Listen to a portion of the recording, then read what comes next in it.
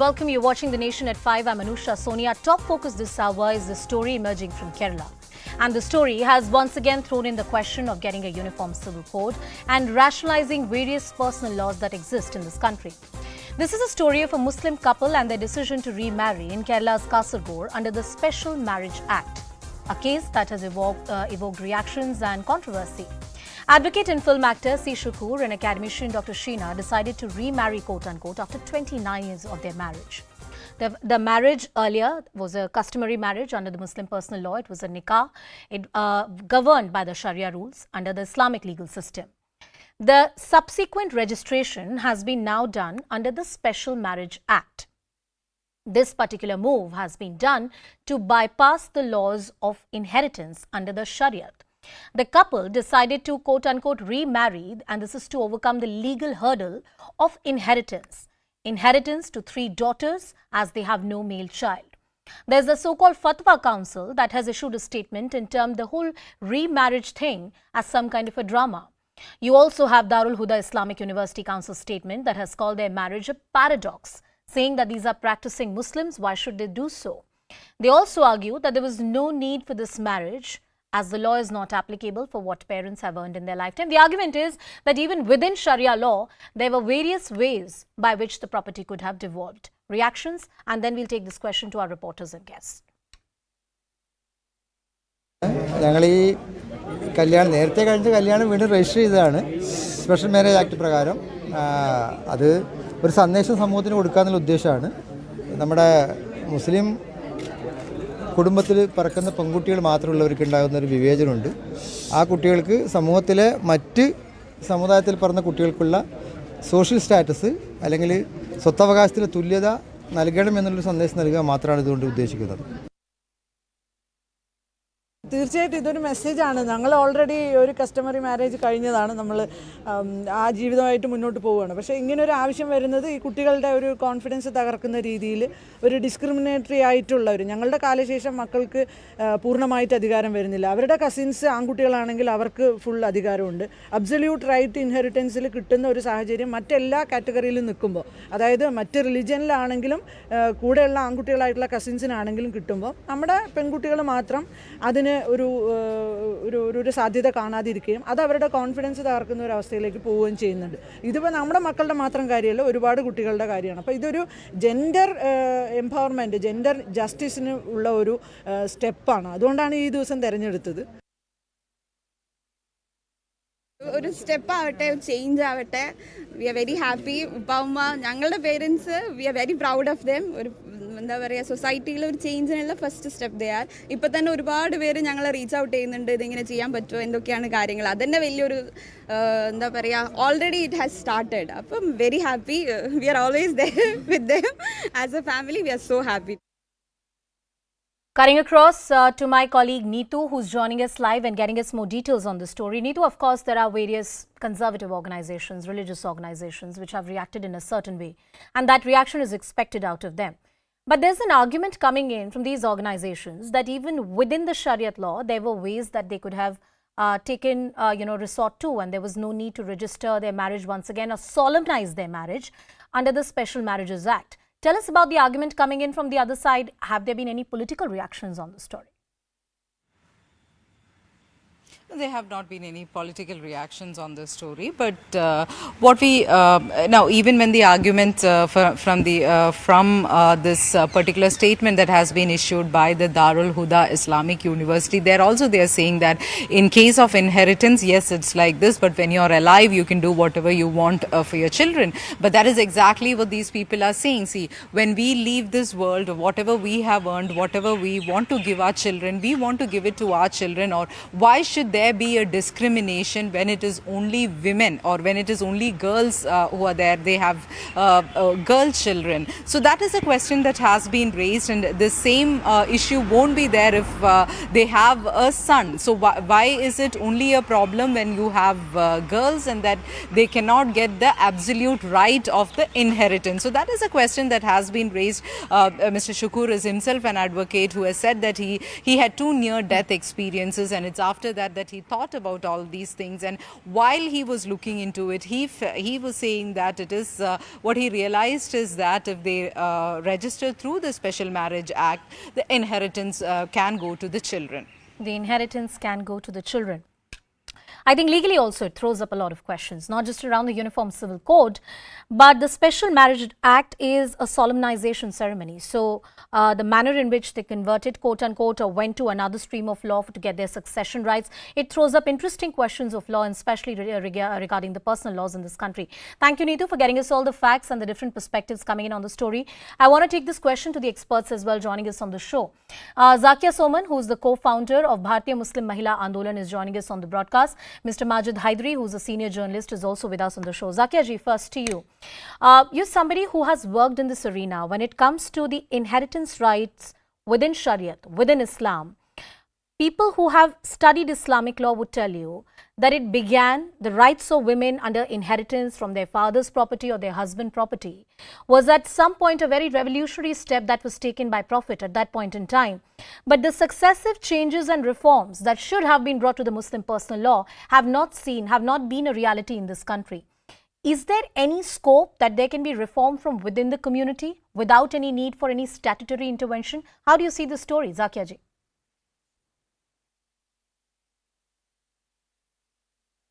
Zakia ji, you'd have to unmute yourself. I guess you're muted right now. All right. I think have been demanding the Muslim women who fought against the instant triple talaq. Also, there are several Muslim women currently who are fighting against polygamy and halala.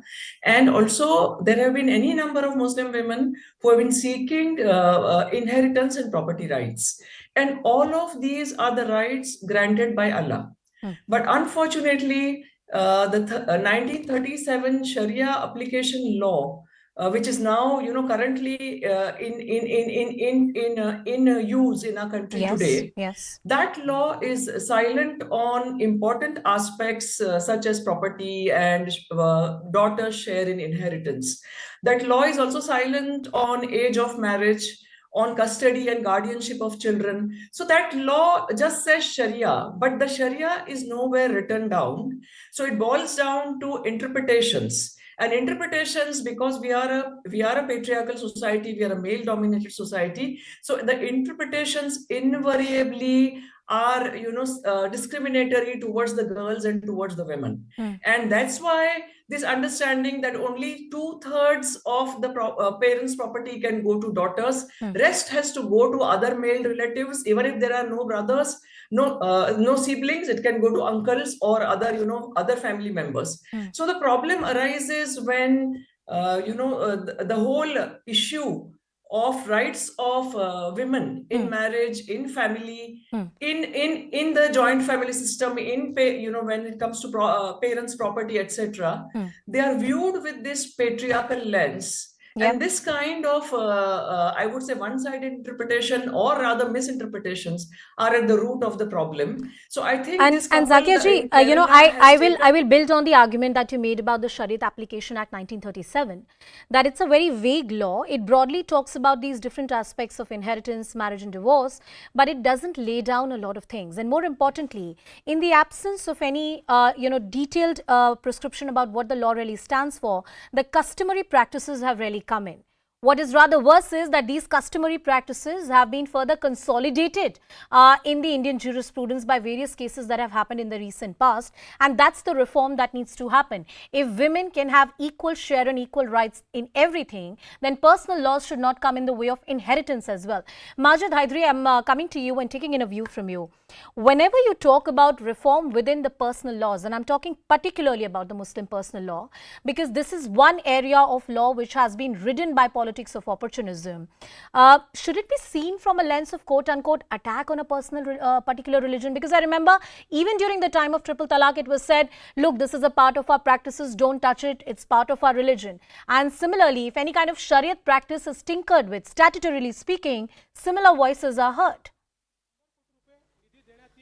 Well, madam, firstly, the Special Marriages Act of 1954 is not applicable on Muslims because Muslims believe in halal marriage, and halal marriage is only and only possible through nikah, with both the parties go for a marital bond through nikah, which is a religious the solemnization of that affair, and we don't believe in that legality of the 1954 Act. That is the first point. The second point is about the laid down one principles interjection. about. Sir, one interjection. Yes, madam. What do you mean Yes, by you please. don't believe in the legality of that act?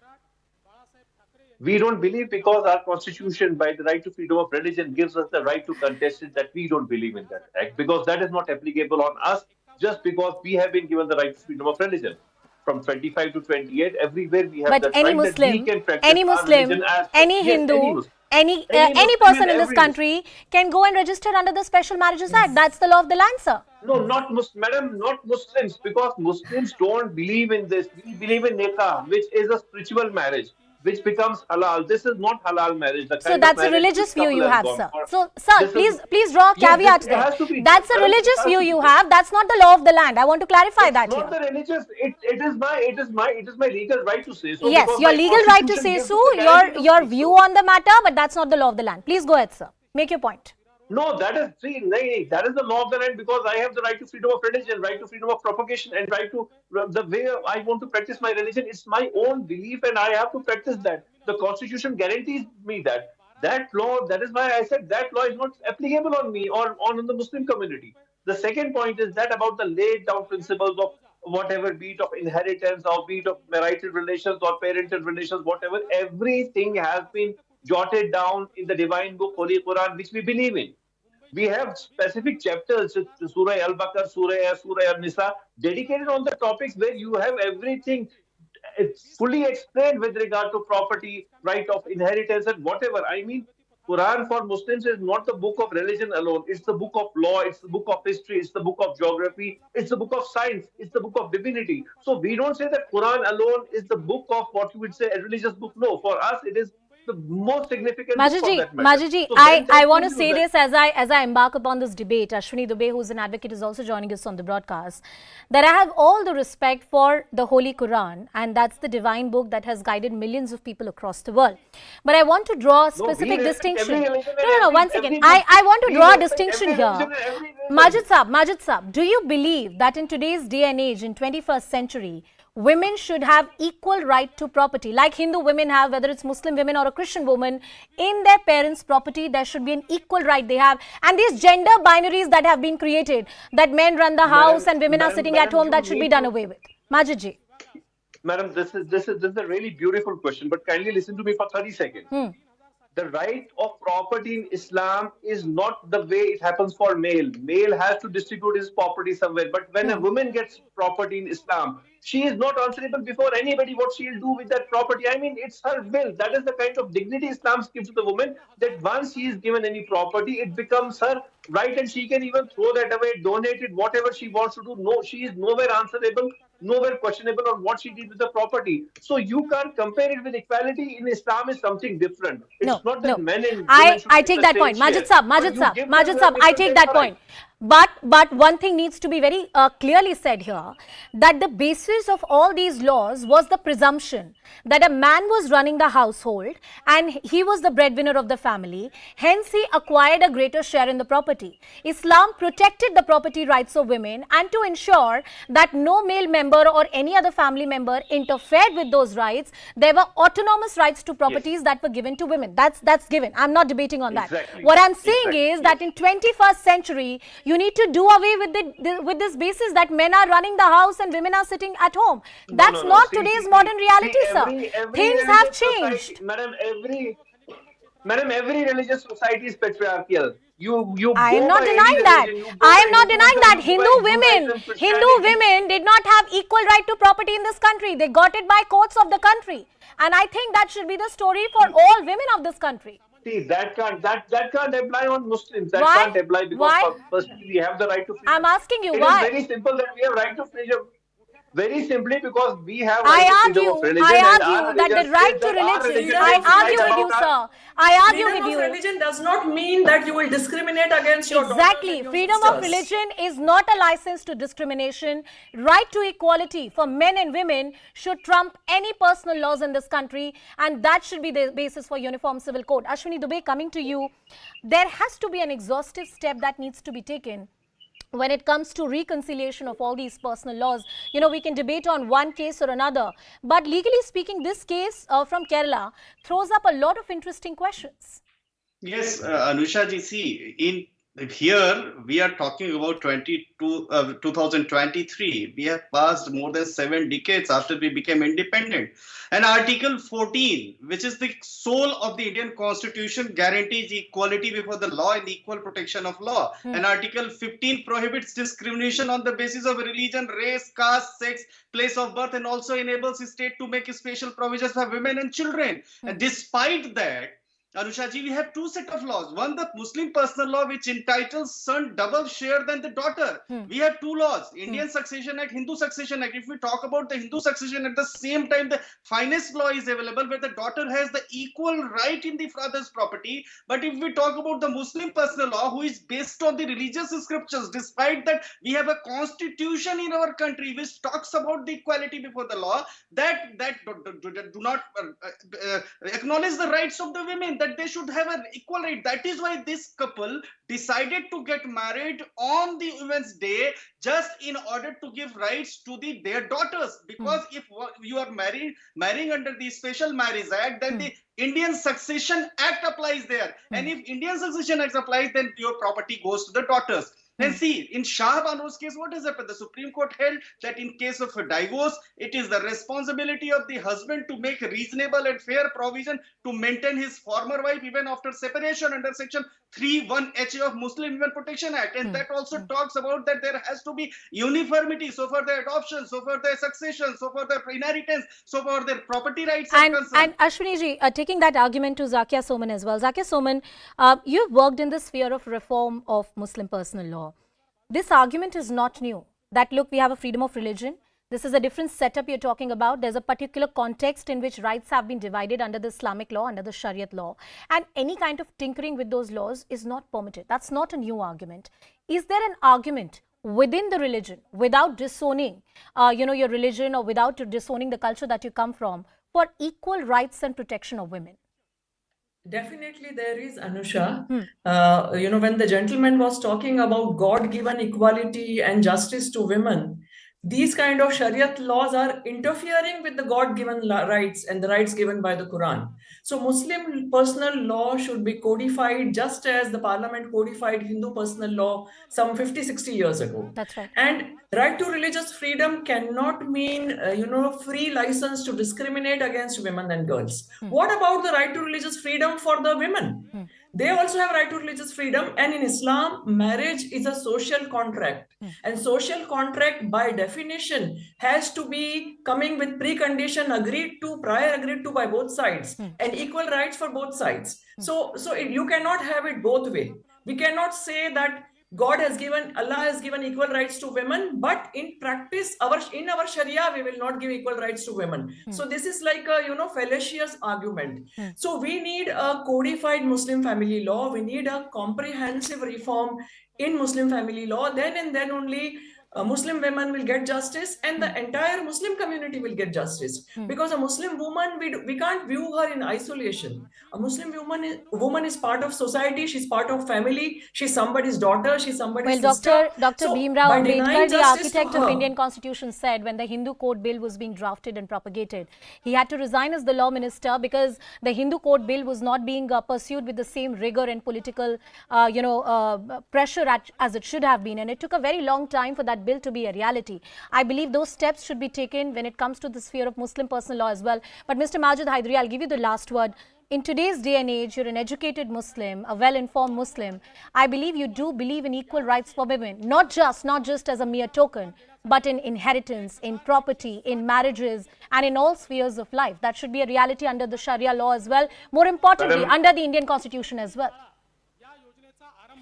Madam, mashallah, I feel proud that what more can be the right for a woman that before marriage she's asked her consent, Qabool hai ya nahi hai. That is why we have that iconic Qabool hai, Qabool hai, Qabool hai, which even comes in movies. So Islam basically gives women even the right to reject or go for that social contract, which is marriage. So there can't be more about right of women when you have her consent becoming a very crucial point for the nikah to be solemnized.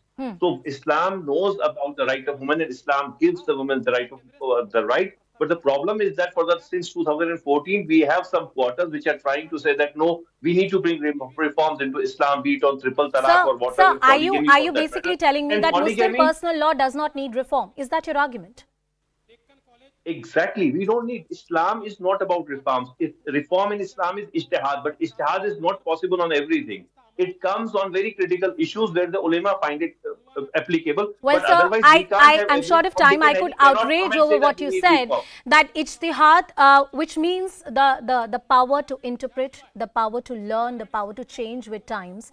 And that's a concept under Islamic jurisprudence. I believe that should be the Yes. concept that should be guiding a lot of things. And I do believe that like all personal laws in this country, the Muslim personal law under the Indian constitution should be codified and equal rights should be imparted to Muslim women as well in this country. Well, of course, the matter is open for debate. Zakia Soman, Mr. Majid Haidri and Ashwini Dubey. Thank you all for joining us on the broadcast. This debate shall continue to go on till we have a uniform civil code in this country.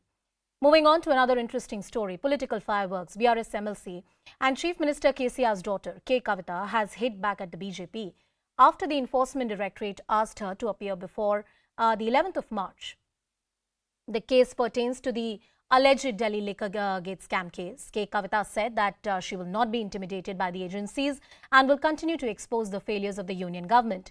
She further added that this is the modus operandi of the BJP wherever elections are bound. Enforcement Directorate has reached before Prime Minister Modi. That's what she's alleged. K. Kavitha was summoned by ED today, but she sought more time to appear. Enforcement Directorate arrested Hyderabad-based businessman Arun Pillai on Tuesday. He is allegedly close to Kavitha and was involved in securing some kind of kickbacks. That's the allegation. Reactions coming in. ED का और हमारा communication हुआ था, इसका मुझे आप सबसे share करना है। देखिए, जब भी एनफोर्समेंट डायरेक्टरेट और या किसी भी इन्वेस्टिगेटिव एजेंसी एक वुमेन सिटीजन को इंट्रोगेट करना चाहती है, तो एक फंडामेंटल राइट वुमेन का होता है कि वुमेन के घर पे आके इन्वेस्टिगेट करें। और पूरा इसका लॉ में हमें सपोर्ट है वुमेन के लिए। और बहुत सारे कोर्ट केसेस भी हैं जिनमें जजमेंट वुमेन के तरफ आए। तो हमने ईडी को बीच में रिक्वेस्ट किया कि 10 तारीख को बाकायदा, अगर 11 तारीख को आपको इन्वेस्टिगेट करना है, हमारे घर पे आइए। अक्यूज किसी के साथ आपको इंट्रोगेट करवाना है तो उनको भी लेके आइए, घर में बैठ के इन्वेस्टिगेशन कर सकते हैं, क्योंकि लॉ हमें सपोर्ट करती है। उन्होंने कहा नहीं, आपको खुद चल के आना होगा। When it comes to the original ED summon, we will completely side with them, support with them, because we understand the obligations of the government and the agencies. We will 100% support them. Swastika, it is not for me or you to say there is merit in the case. Let me ask you this question. Prime Minister is one. He calls India the mother of democracy, but he is the grandfather of hypocrisy. Modi के ऊपर जो आरोप आया, उसके वो बारे में क्यों नहीं बोलते हैं? मोदी मन की बात सुनाते रहते हैं, परीक्षा पे चर्चे, पता नहीं कितना परीक्षा लिखा उसने, बट बहुत कुछ बोलते रहते हैं। आज मैं पूछना चाहता हूं आपसे, 95% of the cases that have been filed are against the opposition parties. क्या बीजेपी में सभी के सभी राजा हरिश्चंद्र के भाई और चचेरे भाई है क्या, रिश्तेदार हैं क्या? This harassment, this political vendetta and intimidation might work elsewhere for Narendra Modi. He is playing with fire and I'm sure he will realize it in days to come. Adani siphons money by way of Modi's propaganda, gets that money in the form of electoral bonds and other funds, transfers it to BJP, and BJP then uses the same money to purchase MLAs, to dethrone governments, democratically elected governments, to split parties, and then if that doesn't work, they'll set all these agencies like hunting dogs against opposition parties to demoralize us, to ensure that political vendetta is carried. And I'm telling you, we will face it. मुख्यमंत्री जी का बेटी श्रीमती कविता जी को भी ED notice दिया गया। आज केसीआर परिवार ने हर दिन हमारे खिलाफ गलत प्रचार कर रहे। तेलंगाना में केसीआर पार्टी का, केसीआर सरकार के खिलाफ आम जनता आज आवाज उठा रहे। Well, cutting across to my colleague Swastika, who is with us on the broadcast. Swastika, the legalities of this particular matter is only one aspect, but the manner in which the political discourse is moving along is also interesting. Kavitha making direct allegations against the union government. There are remarks coming in against the Prime Minister. What's happening in the state politics? In the state, the message is clear. Go all out against what is being called the Modi government's vendetta to target the BRS government here. And they see it not in isolation. They see a pattern by quoting Bengal. They say what we saw happen in Bengal in all the election-bound states earlier is now going to happen and is going to become a routine affair in the state of Telangana. They're starting with Kavitha because she's the Chief Minister's daughter. Now, interestingly, today, in fact, KTR led a press conference here in Hyderabad while Kavitha was firefighting the allegations levelled against her in the Delhi liquor scam, even as the ED probe will happen on the 11th. KTR here says that as a party, we stand not just by her, but all the 12 leaders who have been targeted allegedly by the ED CBI in various cases, even by the IT. He has also, in fact, dared Prime Minister Modi to take a lie detector test.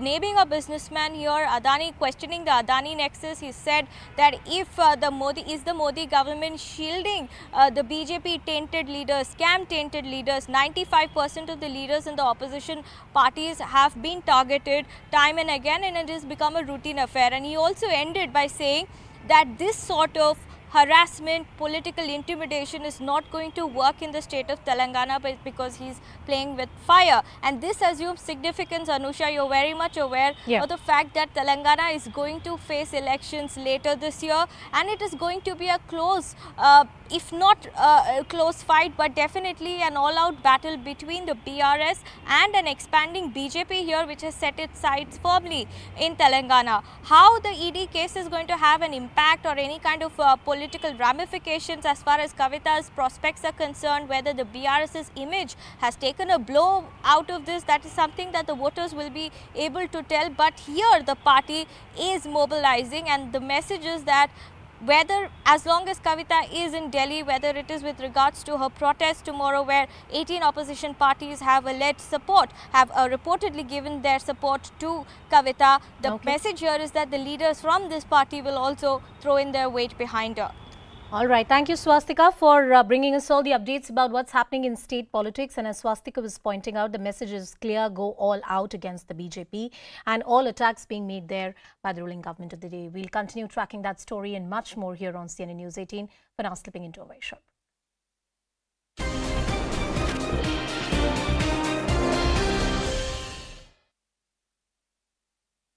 Something which they feel is discriminatory and should be, there should be some change in that, and that is why they have decided this. Now, there has been a statement that has come in from the Darul Huda Muslim University. This is based in Malappuram, and according to their center, according to the statement of their Fatwa and Research Center, it says that this is hypocritical, it's paradoxical. The believers will not fall into all this, or there would be some the believers will understand that this is just hypocritical, and the Sharia law is there because you believe in the God Almighty and you think, and it is His wish. So that is how they have said this. And when we inquired with them, they said that it is not a fatwa or something, but they have issued this statement because there has been a lot of confusion among the people after this has become the news. So they want to clarify this and saying that this entire thing is paradoxical and it is not something that needs to be done. The law is there in place, the Sharia law is there. If you believe in God Almighty, those people who believe that and who follow the Islamic rules will not have any problem with this. So this is the explanation that has been given. Neetu, I just want to ask you for clarification. I know the Darul Huda Islamic University responded to this development.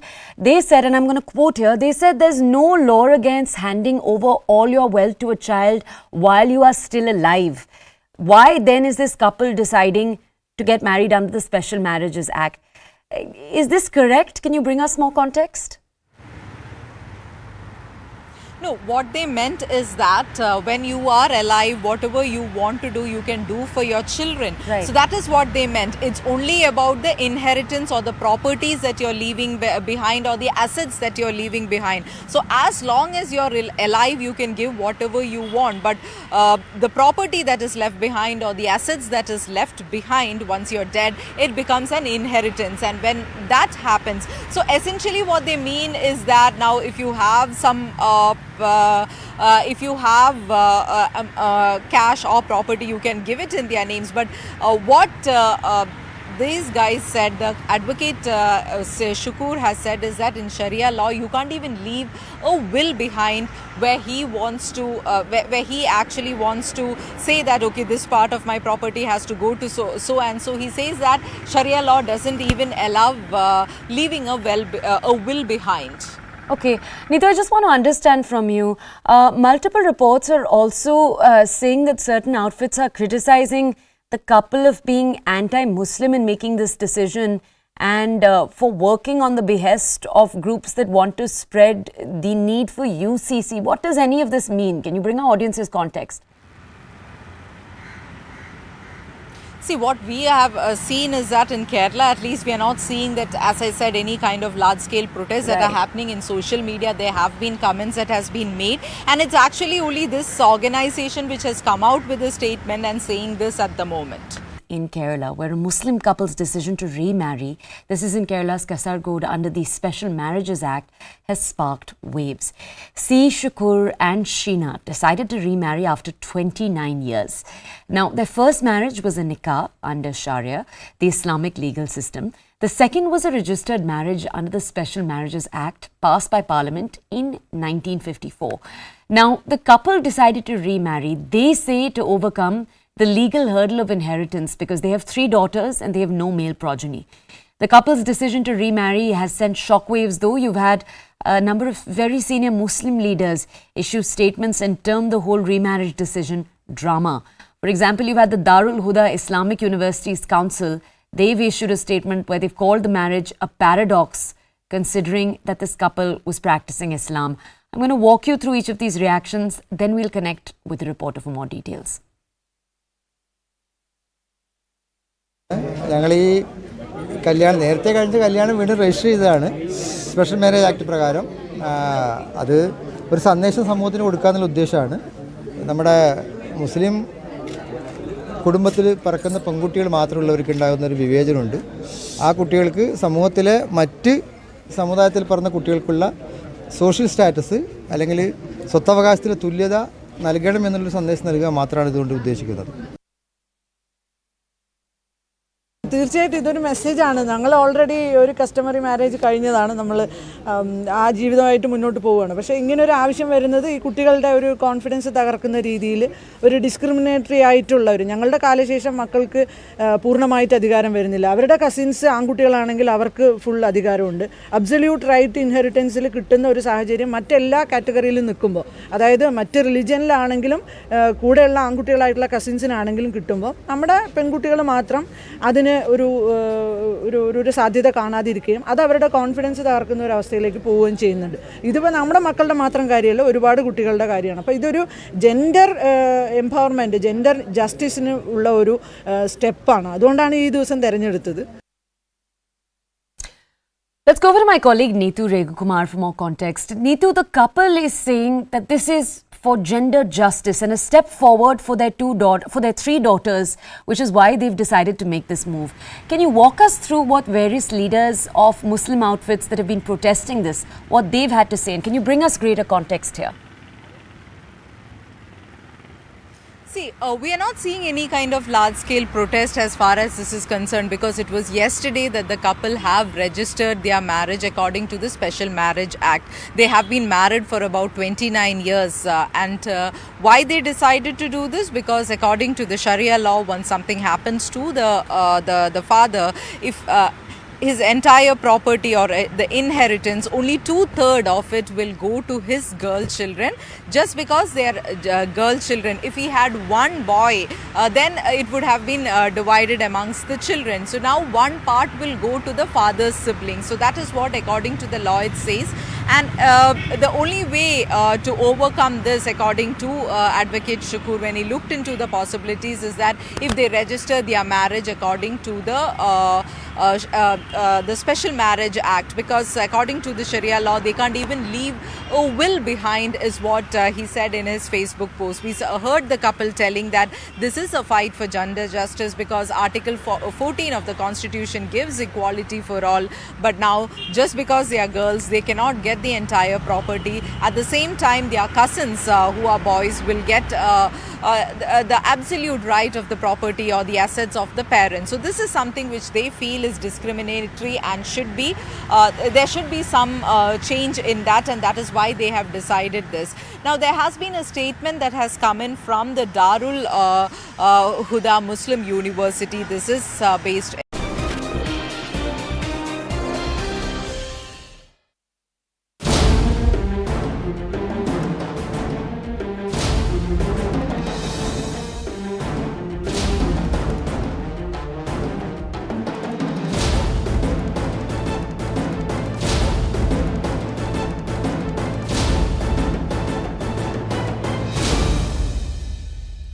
Well, the campaign of hate against India in Pakistan continues to run ever since partition, and that has also reached the textbooks. Pakistan continues to propagate hate against India via social media, pamphlets, videos, etc. That's well known. And here's a CNN News 18 investigation that exposes yet another toolkit of sorts. It is not just against India, but also against Mahatma Gandhi, an icon who fought for India's freedom struggle of an undivided India. Pakistan is now spreading a false narrative against India via their school textbooks. History textbooks taught in Pakistan schools of classes 8 and 9 are full of content that is not just anti-India but also anti-Hindu. Written and designed by educational experts of the country, the textbooks which are taught to these young impressionable minds present students with a wrong and a hostile picture of historical figures like Mahatma Gandhi and the Congress Party. These figures are not just wrongly quoted, but they are villainized and labelled as pro-Hindu and anti-Muslim. Well, let's give you more details. My colleague Anand Narasimhan explains you the ploy of Pakistan, what are the details emerging, and what is it that these textbooks are teaching the young minds. Have a look. What is the kind of approach the NCERT decided in India? What India teaches and what's being currently taught in Pakistan as per these textbooks that we've been able to access and study deeply. Satyagraha tried to unite Hindus and Muslims is what we have taught, what we have learned. Congress ruled badly, high-handedness was visible, is what is there in the Pak textbooks. This is as far as history is concerned with respect to history. During partition, Nehru said give minorities security. Muslim couldn't expect fair play from Hindus. Then Nehru said deal with minorities in a civilized manner, Hindus seen as a majority and they disregard Muslims. On the other hand, in India, Muslim League led the stir, demanded a separate nation. Hatred, jealousy and narrow-mindedness of Hindus led to the formation of Muslim League. So blame it on Hindus that we want a separate state. Blame it on Hindus that we cannot live with them. Gandhi said India, land for all religions. Congress became a Hindu political party. Gandhi was a Hindu majority leader. That's what the Pak texts say. Gandhi said Hindus and Muslims should support each other. Congress took steps to replace Urdu with Hindi. So the Urdu-Hindi debate also comes into play. Well, let's take this question to our guest, that this kind of hate mongering, which is not happening in some kind of religious institution or a terror outfit taught institution, but in the textbooks of Pakistan. Dr. Monica Verma, who's a strategic affairs expert, is joining us on the broadcast. Dr. Saeed Elahi, who's a senior leader of PMLN and a former minister, is also joining us on the broadcast. Dr. Elahi, how does one understand this kind of history being taught in textbooks? And I think history is a wrong word to say there, because a lot of facts are quoted out of context, in fact, misrepresented. And many would argue this is not the most objective assessment of history which is being given. In fact, I would argue and ask you that this is creating a breeding ground for religious indoctrination and radicalization. Thank you very much for inviting me. In fact, I would like to correct a few things. Sure. First of all, when you mentioned about books, hatred, and in Pakistan. So by chance, I think you have not gone through those books. In Pakistan, under law, it is not allowed to spread hatred against anyone, number one. Number two, these books, they don't talk against Hindus as a large as a nation. No, this is between two personalities and two leaders who were united and then separated. So Mr. Quaid-e-Azam, Mr. Jinnah, Mr. Gandhi, Mr. Nehru, they all were in one party, but after separation, having different views, diverse views, they started allegations against each other. So these books are not saying anything about Hindus. This is talking about Quaid-e-Azam's statements about Nehru and about Gandhiji. And same was happening about Indian leadership at that time, who was blaming Muslim leadership. So I think this was a version of two leaders, two parties, not nations. So it is not that the Pakistani books are creating hate against Hindu Dr. Elahi, religion let's or Hindu for once, nationality or Hindus. Let's Because for lot of once Hindus take live your in argument. Pakistan.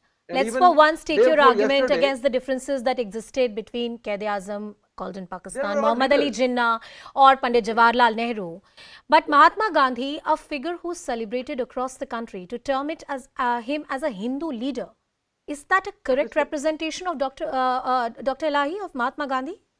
No, personally, if you ask me, I am an admirer of Mr. Gandhi. But the problem is, when you are in opposition, there are many groups. Some are extremist, some are moderates. So I think all moderates and normal people, they still respect Mr. Gandhi in Pakistan, including myself. Okay. But there are certain people who oppose him for his philosophies. So Dr. because Elahi, the main Dr. reason Elahi, was in Tehreek-e-Khilafat, I think when you made that 1920, argument, when you Mr. made that Gandhi argument, was when you made joining that argument, Muslims. are you conceding that the textbooks are being written by the extremist elements in Pakistan? Are you conceding that? No. I tell you, there are three types of books in Pakistan. One is textbook board, which is very carefully drafted and crafted, and they are taught in all schools, called national curriculum. There is nothing like that in those books. Number two are some books which are written by persons and they are pirated. So, but I am very sure that nothing against a religion, a community, Hinduism is written in Pakistani books by the authors. They are the views of the political leaders against each other. So that can be written, because same thing can be done in India. That Mr. Gandhi said so and so about Mr. Jinnah, and Mr. Jinnah said something. No, Dr. Elahi, I have been taught in a lot of state-run educations, convent institutions, different schools in my entire life, and I can vouch it for most of the Indians that we've not been taught this toxic form of history. In fact, a lot of uncomfortable chapters of history have been concealed from the young impressionable minds, so that hate-mongering or any kind of radicalization doesn't happen. Dr. Monica Verma, bringing you into the debate. These textbooks a breeding ground for radicalization, or as Mr. Elahi is arguing that there are three kinds of textbooks that exist and this is not the format in most of them. Do you buy that argument? Absolutely not, Anusha, especially because I come from a university where I had the chance to study with Pakistani students. And in the beginning of my course at the South Asian University, there were many Pakistani students. And trust me, it was very difficult for my professors to teach them because, unlike Bangladesh, unlike Sri Lanka, or unlike any other South Asian country, the kind of history that the Pakistani students have grown up with is very, very different. Unlike in Bangladesh, where they're taught still, in comparison, a very secular sort of history. In Pakistan, the students are absolutely lost once they are out of Pakistan. So at the international level, when they come and they join the university and they have a curriculum that they have been provided with, it is very difficult for them not only to adjust with Indians, but also to adjust with other South Asians. And another point, just to counter Mr. Elahi, this is not the first time that an investigation has proved that Pakistani textbooks are full of propaganda. I think many scholarly articles have been attempted, peer-reviewed journal articles published in Scopus Index journals that have, analyzed the content of Pakistani textbooks, and they also have, in the end, concluded that the Pakistani textbooks are heavily full of propaganda against the Hindus and also with regards to the correct representation of history. So I think this is one thing, that we cannot absolutely accept from Dr. Elahi, that this is just one-off incident and there are three types of textbooks and all, whatever, explanation he has been giving so far. As someone who has personally studied at a university and spoken to Pakistani students, unfortunately, many of them have left my university. Reason being, they could not cope up with the curriculum. Dr. Elahi, there is a difference between nationalism and jingoism. There's a difference between stating uncomfortable truths of history versus propaganda. And we've seen that kind of propaganda coming in from countries like China. But when it comes to Pakistan, and terror is something that, concerns everyone across the world, including the civil government in Pakistan. And when you teach such distorted versions of history, you are somewhere affecting the young impressionable minds, creating a room there, keeping that door half open for perhaps untoward impressions to be put on them, like the terror elements, various other organizations which are working on an anti-India propaganda in Pakistan. Listen, you know very well that both countries are not at good terms and they consider each other as enemies. This is very clear. So other thing is, every country has its own history. Our heroes are your foes and your heroes are our foes. So this is nothing new. If we are saying something against your heroes and you are saying something about our heroes, so we have different heroes, different stories, different history. So you have, we don't object your history, what you are teaching. Well, sir, all I can tell you is that in the NCERT books, there is no part that demonizes Muhammad Ali Jinnah. It talks about the part that he played during the partition and his own struggles as a Congress leader. It talks about the partition and the manner in which it happened. But at no point in Indian textbooks it is taught to hate your Muslims, your fellow Muslims, or a particular propaganda against any particular religion. That's not taught in the Indian textbooks. And versions of history and discourses of history, the different versions, are best left to the politicians and not for the young impressionable minds. That's all the time that I have. Dr. Saeed Elahi and Monica Verma, thank you both for joining us on the broadcast and giving us your views on the story. We'll continue tracking this and much more on the other side of a quick break. Stay tuned.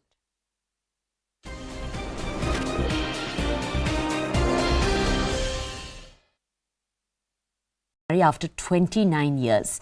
Now, their first marriage was a nikah under Sharia, the Islamic legal system. The second was a registered marriage under the Special Marriages Act passed by Parliament in 1954. Now, the couple decided to remarry, they say, to overcome the legal hurdle of inheritance because they have 3 daughters and they have no male progeny. The couple's decision to remarry has sent shockwaves, though. You've had a number of very senior Muslim leaders issue statements and term the whole remarriage decision drama.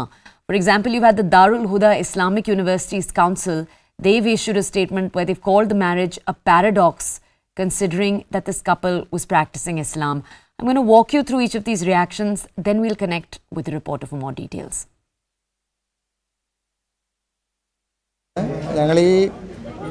നേരത്തെ കഴിഞ്ഞ കല്യാണം വീണ്ടും register ചെയ്തതാണ് special marriage act പ്രകാരം. അത് ഒരു സന്ദേശം സമൂഹത്തിന് കൊടുക്കാന്നുള്ള ഉദ്ദേശമാണ്. നമ്മുടെ മുസ്ലിം കുടുംബത്തിൽ പിറക്കുന്ന പെൺകുട്ടികൾ മാത്രമുള്ളവർക്ക് ഉണ്ടാകുന്ന ഒരു വിവേചനമുണ്ട്. ആ കുട്ടികൾക്ക് സമൂഹത്തിലെ മറ്റ് സമുദായത്തിൽ പിറന്ന കുട്ടികൾക്കുള്ള സോഷ്യൽ സ്റ്റാറ്റസ് അല്ലെങ്കിൽ സ്വത്തവകാശത്തിലെ തുല്യത നൽകണം എന്നുള്ളൊരു സന്ദേശം നൽകുക മാത്രമാണ് ഇതുകൊണ്ട് ഉദ്ദേശിക്കുന്നത്. തീർച്ചയായിട്ടും ഇതൊരു മെസ്സേജാണ്. ഞങ്ങൾ ഓൾറെഡി ഒരു കസ്റ്റമറി മാരേജ് കഴിഞ്ഞതാണ്. നമ്മൾ ആ ജീവിതമായിട്ട് മുന്നോട്ട് പോവുകയാണ്. പക്ഷേ ഇങ്ങനൊരു ആവശ്യം വരുന്നത് ഈ കുട്ടികളുടെ ഒരു കോൺഫിഡൻസ് തകർക്കുന്ന രീതിയിൽ ഒരു ഡിസ്ക്രിമിനേറ്ററി ആയിട്ടുള്ളവർ, ഞങ്ങളുടെ കാലശേഷം മക്കൾക്ക് പൂർണ്ണമായിട്ട് അധികാരം വരുന്നില്ല. അവരുടെ കസിൻസ് ആൺകുട്ടികളാണെങ്കിൽ അവർക്ക് ഫുൾ അധികാരമുണ്ട്. അബ്സല്യൂട്ട് റൈറ്റ് ഇൻഹെറിറ്റൻസിൽ കിട്ടുന്ന ഒരു സാഹചര്യം മറ്റെല്ലാ കാറ്റഗറിയിലും നിൽക്കുമ്പോൾ, അതായത് മറ്റ് റിലിജനിലാണെങ്കിലും കൂടെയുള്ള ആൺകുട്ടികളായിട്ടുള്ള കസിൻസിനാണെങ്കിലും കിട്ടുമ്പോൾ നമ്മുടെ പെൺകുട്ടികൾ മാത്രം അതിന് ഒരു സാധ്യത കാണാതിരിക്കുകയും അത് അവരുടെ കോൺഫിഡൻസ് തകർക്കുന്ന ഒരു അവസ്ഥയിലേക്ക് പോവുകയും ചെയ്യുന്നുണ്ട്. ഇതിപ്പോൾ നമ്മുടെ മക്കളുടെ മാത്രം കാര്യമല്ല, ഒരുപാട് കുട്ടികളുടെ കാര്യമാണ്. അപ്പോൾ ഇതൊരു ജെൻഡർ എംപവർമെൻറ്റ്, ജെൻഡർ ജസ്റ്റിസിന് ഉള്ള ഒരു സ്റ്റെപ്പാണ്. അതുകൊണ്ടാണ് ഈ ദിവസം തിരഞ്ഞെടുത്തത്. Let's go over to my colleague Neetu Regukumar for more context. Neetu, the couple is saying that this is for gender justice and a step forward for their 3 daughters, which is why they've decided to make this move. Can you walk us through what various leaders of Muslim outfits that have been protesting this, what they've had to say, and can you bring us greater context here? See, we are not seeing any kind of large-scale protest as far as this is concerned, because it was yesterday that the couple have registered their marriage according to the Special Marriage Act. They have been married for about 29 years and why they decided to do this? Because according to the Sharia law, once something happens to the father, if his entire property or the inheritance, only 2/3 of it will go to his girl children, just because they are girl children. If he had one boy, then it would have been divided amongst the children. So now one part will go to the father's siblings. So that is what, according to the law, it says. And the only way to overcome this, according to Advocate Shakur, when he looked into the possibilities, is that if they register their marriage according to the Special Marriage Act, because according to the Sharia law, they can't even leave a will behind, is what he said in his Facebook post. We heard the couple telling that this is a fight for gender justice, because Article 14 of the Constitution gives equality for all, but now just because they are girls, they cannot get the entire property. At the same time, their cousins who are boys will get the absolute right of the property or the assets of the parents. So this is something which they feel is discriminatory and should be there should be some change in that, and that is why they have decided this. Now there has been a statement that has come in from the Darul Huda Muslim University. This is based in Malappuram, and according to their center, according to the statement of their Fatwa and Research Center, it says that this is hypocritical, it's paradoxical. The believers will not fall into all this, or there would be some the believers will understand that this is just hypocritical, and the Sharia law is there because you believe in the God Almighty and you think, and it is His wish. So that is how they have said this. And when we inquired with them, they said that it is not a fatwa or something, but they have issued this statement because there has been a lot of confusion among the people after this has become the news. So they want to clarify this, and saying that this entire thing is paradoxical and it is not something that needs to be done. The law is there in place, the Sharia law is there. If you believe in God Almighty, those people who believe that and who follow the Islamic rules will not have any problem with this. So this is the explanation that has been given. Neetu, I just want to ask you for clarification. I know the Darul Huda Islamic University responded to this development. They said, and I'm going to quote here, they said there's no law against handing over all your wealth to a child while you are still alive. Why then is this couple deciding to get married under the Special Marriages Act? Is this correct? Can you bring us more context? No, what they meant is that when you are alive, whatever you want to do, you can do for your children. Right. So that is what they meant. It's only about the inheritance or the properties that you're leaving behind, or the assets that you're leaving behind. So as long as you're alive, you can give whatever you want. But the property that is left behind, or the assets that is left behind once you're dead, it becomes an inheritance. And when that happens, so essentially what they mean is that now if you have some if you have cash or property, you can give it in their names. But what these guys said, the advocate Shakur has said, is that in Sharia law, you can't even leave a will behind where he wants to, where he actually wants to say that, okay, this part of my property has to go to so and so. He says that Sharia law doesn't even allow leaving a will behind. Okay, Neetu, I just want to understand from you, multiple reports are also saying that certain outfits are criticizing the couple of being anti-Muslim in making this decision, and for working on the behest of groups that want to spread the need for UCC. What does any of this mean? Can you bring our audience's context? See, what we have seen is that in Kerala, at least, we are not seeing that, as I said, any kind of large-scale protests that are happening in social media. There have been comments that has been made, and it's actually only this organization which has come out with a statement and saying this at the moment. In Kerala, where a Muslim couple's decision to remarry, this is in Kerala's Kasargod under the Special Marriages Act, has sparked waves. C. Shakur and Sheena decided to remarry after 29 years. Now, their first marriage was a nikah under Sharia, the Islamic legal system. The second was a registered marriage under the Special Marriages Act passed by Parliament in 1954. Now, the couple decided to remarry, they say, to overcome the legal hurdle of inheritance because they have 3 daughters and they have no male progeny. The couple's decision to remarry has sent shockwaves, though. You've had. And joining us now for a special conversation is KCR's daughter and BRS MLC K. Kavitha. K. Kavitha, really appreciate your time. Thank you so much. Today you held a press conference and you said that the investigating agencies and the government at the center is targeting you. But if we were to look at the timeline of interrogation, it clearly shows that perhaps this is a process of law.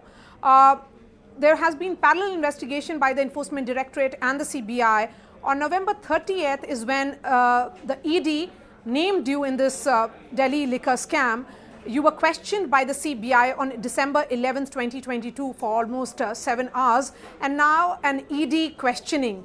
Shouldn't this be seen as the investigating agency doing its duty? No, first of all, we need to understand, Mariaji, what is happening in this country. So all the opposition leaders, it's not only me, are being targeted. Point one. Point two, this entire policy, liquor policy case has started sometime in August last year, I think. And they've been continuing it like a TV serial from then till date. Now my point is, if an investigating agency is raiding at least at 500 places and then examining hundreds and hundreds of people for days together and still not able to find anything, how do you see it?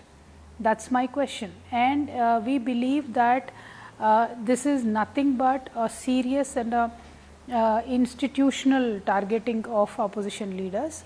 Not once, but 98% of the cases this government is taking up right now in CBI ED are completely targeting oppositions. And particularly for me in this excise policy case, I have nothing to do with this. I have told them multiple times.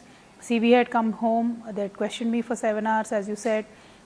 But whatever, to my best extent, I have cooperated. Now my problem is not with the agencies, not so much with the agencies, because BJP runs an entire ecosystem of spreading lies. I can tell you with examples, I can show you proofs where if CBI had come to my house, the very next day 4,000-5,000 fake accounts of Bharatiya Janata Party ecosystem start spreading lies about me from that day.